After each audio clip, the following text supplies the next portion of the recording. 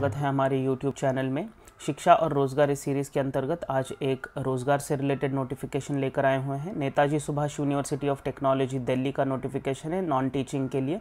यहाँ पर आप देख सकते हैं रनिंग टैब में NSUT नॉन टीचिंग रिक्रूटमेंट 2021, यहाँ पर आपको क्लिक करना है। ये उनकी ऑफिशियल वेबसाइट है जिस पे आपको रनिंग टैब मिलेगा और उस रनिंग टैब पे आप क्लिक करोगे तो आपके सामने कुछ ये पेज खुलेगा। ये जो वेबसाइट है उनकी, उसका नाम है www.nsut.ac.in। यहाँ पर आप देख सकते हैं recruitment advertisement for non teaching position. ये जो नॉन टीचिंग पोजीशन की एडवर्टाइजमेंट है उसके लिए है। तो पहला देखेंगे आप तो advertisement for non teaching position लिखा है, उसके ऊपर आप क्लिक करेंगे तो ये पेज खुलेगा जहाँ पर आपको दिखेगा एक ये स्टेट यूनिवर्सिटी है जो national capital territory of Delhi इनके अंतर्गत आती है। आज़ाद हिंद फौज मार्ग सेक्टर 3 द्वारका में ये आपको मिलेगा, नई दिल्ली में। यहाँ पर आप उनकी वेबसाइट भी देख सकते हैं www.nsut.ac.in। नॉन टीचिंग पोजीशंस के लिए है ये एडवर्टीज़मेंट। ग्रुप बी और सी मिनिस्ट्रियल टेक्निकल पोजीशंस है।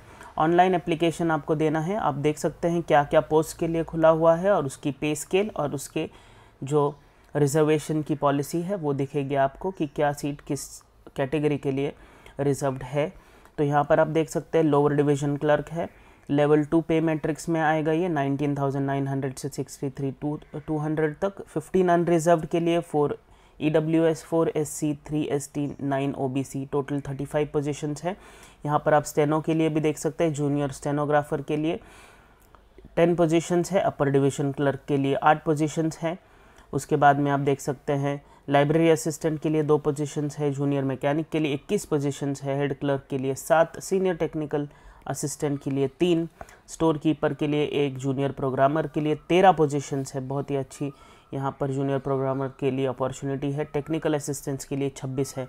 सो टोटल 126 पोस्ट के लिए ये रिक्रूटमेंट खुला हुआ है।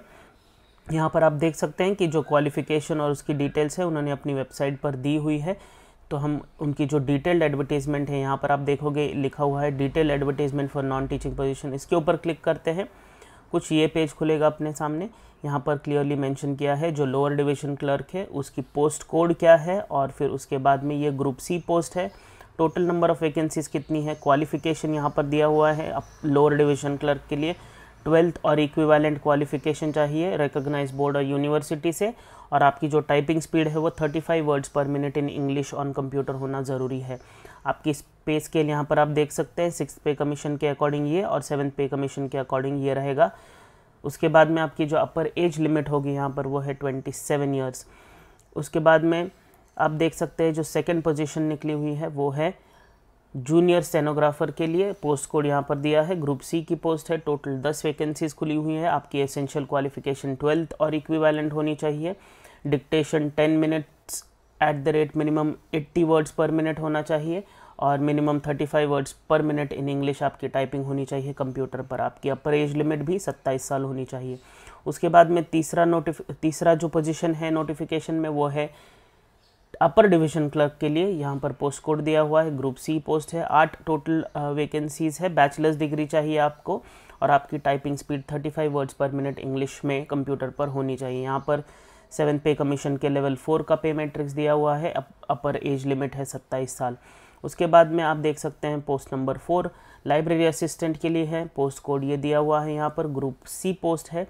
2 ही नंबर ऑफ़ वैकेंसीज़ है, BA, BSc, BCom और उसी के साथ में आपका सर्टिफिकेट इन लाइब्रेरी साइंस होना चाहिए या फिर आपका डिप्लोमा इन लाइब्रेरी साइंस भी चलेगा। 2 साल का फुल टाइम एक्सपीरियंस होना चाहिए लाइब्रेरी मैनेजमेंट में, या फिर आपकी bachelors degree in library sciences भी चलेगी। वर्किंग नॉलेज ऑफ कंप्यूटर होना अनिवार्य नहीं है बट अच्छा होगा अगर होगा तो। उसके बाद में आप देख सकते हैं कि पे स्केल जो है वो लेवल 4 की है और 27 साल आपकी एज लिमिट है। यहाँ पर आप देख सकते हैं ये जो जूनियर मैकेनिक है उनकी पोजीशंस है। टोटल 21 वैकेंसीज़ है और यहाँ पर डिपार्टमेंट वाइज उन्होंने दिया हुआ है CSE, IT, ECE mechanical, BSc, ICE civil और डिज़ाइन, इनकी कुछ वैकेंसीज़ है। तो आप क्लियरली देख सकते हैं यहाँ पर इंजीनियरिंग जो होगा वो आपका इंजीनियरिंग डिपार्टमेंट जो होगा इस पोजीशन के लिए, जो टेक्निकल जूनियर मैकेनिक का पोजीशन है, टेक्निकल पोजीशन है, उसके लिए आपका ITI होना चाहिए रिलेवेंट फील्ड में और 2 साल का एक्सपीरियंस भी होना चाहिए, या फिर आप डिप्लोमा या फिर डिग्री इंजीनियरिंग में होनी ज़रूरी है। यहाँ पर आप देख सकते हैं उनका एज लिमिट लगाया है 27 साल का, और यहाँ पर पे मैट्रिक्स जो रहेगा वो लेवल 2 में मिलेगा आपको। फिर उसके बाद में हेड क्लर्क की 7 पोजीशंस है, ग्रेजुएशन कंपलसरी है, 35 वर्ड्स पर मिनट इंग्लिश में आने चाहिए टाइप करने कंप्यूटर पर, कंप्यूटर का basic knowledge, software tools, Windows, Excel, ये सब आना ज़रूरी है। अपर एज लिमिट 30 साल दी गई है। यहाँ पर आप देख सकते हैं सीनियर टेक्निकल असिस्टेंट STA की पोजीशन ग्रुप बी में आती है ये पोजीशंस, और जो हेड क्लर्क की थी वो भी ग्रुप बी की पोजीशन थी। यहाँ पर डिपार्टमेंट वाइज उन्होंने लिस्टिंग्स दिया हुआ है, और डिप्लोमा 5 साल की एक्सपीरियंस रिलेवेंट फील्ड में इंपॉर्टेंट है, या फिर आपके पास BTech डिग्री होनी चाहिए। जो पे मैट्रिक्स में आओगे आप, लेवल 6 की पे मैट्रिक्स रहेगी 7th पे कमीशन के अकॉर्डिंग, जो 35,400 से 1,12,400 तक आपको पेमेंट देगा। 30 ईयर्स आपकी एज लिमिट यहाँ पर कैप की गई हुई है। यहाँ पर आप देख सकते हैं नेक्स्ट वैकेंसी है असिस्टेंट स्टोर कीपर की, ग्रुप सी की पोजीशन है ये, 12th और इक्विवेलेंट होनी चाहिए। नंबर ऑफ़ वैकेंसीज 1 है, 27 साल आपकी उम्र के ऊपर कैप लगाया गया हुआ है, और 7th पे कमीशन की लेवल 2 पे मैट्रिक्स में आप आओगे। जो 9th नंबर की पोजीशन है वो वैकेंसीज 13 है, जूनियर प्रोग्रामर की, ग्रुप बी पोस्ट है। मास्टर्स इन कंप्यूटर एप्लीकेशन या MTech in IT software engineering होना चाहिए एसेंशियल क्वालिफिकेशन। लेवल 6 की पे मैट्रिक्स है, 30 साल की अपर एज लिमिट है। यहाँ पर आप देख सकते हैं टेक्निकल असिस्टेंट की कुछ पोजीशंस है, डिपार्टमेंट वाइज वो भी दिया हुआ है। टोटल वैकेंसीज 26 है, ग्रुप सी की पोजीशन है। इंजीनियरिंग डिपार्टमेंट के लिए आपको स्टेट बोर्ड से डिप्लोमा या फिर इक्विवेलेंट डिग्री होनी चाहिए उस फील्ड में, या फिर BTech रेलेवेंट डिसिप्लिन में होना चाहिए आपका। फिज़िक्स और केमिस्ट्री डिपार्टमेंट के लिए BSc विद 2 साल का एक्सपीरियंस या फिर MSc होनी चाहिए। आप अगर पे लेवल देखोगे तो लेवल 5 7th पे कमीशन के मैट्रिक्स में आएंगे आप लोग, और 27 साल आपकी एज लिमिट होनी चाहिए। यहाँ पर आप देख सकते हैं कि ये कुछ पोजीशंस थी, और उनकी डिटेल क्वालिफिकेशन, एज लिमिट, पे स्केल, ये सब डिटेल्स दिए हुए थे अपने पास में। ऑनलाइन ही एप्लीकेशन देना है आपको, यहाँ पर कोई भी एप्लीकेशन ऑफलाइन मोड में एक्सेप्ट नहीं किया जाएगा। यहाँ पर कुछ रेलेवेंट बेनिफिट्स के लिए चीज़ें दी हुई हैं जो आप पढ़ सकते हैं। यहाँ पर आप देख सकते हैं कुछ एज रिलैक्सेशन भी मिला हुआ है SC/ST कम्युनिटी को 5 साल का, OBC जो दिल्ली से है उनको 3 साल का, अगर डिसेबिलिटी होगी आपकी तो 10 साल, डिसेबिलिटी प्लस SC/ST होगा तो 15 साल, डिसेबिलिटी प्लस OBC होगा तो 13 साल। यहाँ पर government servants for group B post जो है वो up to 5 years for group B post which are in the same line और अलाइड केडर्स, यहाँ पर आपको मिल सकता है।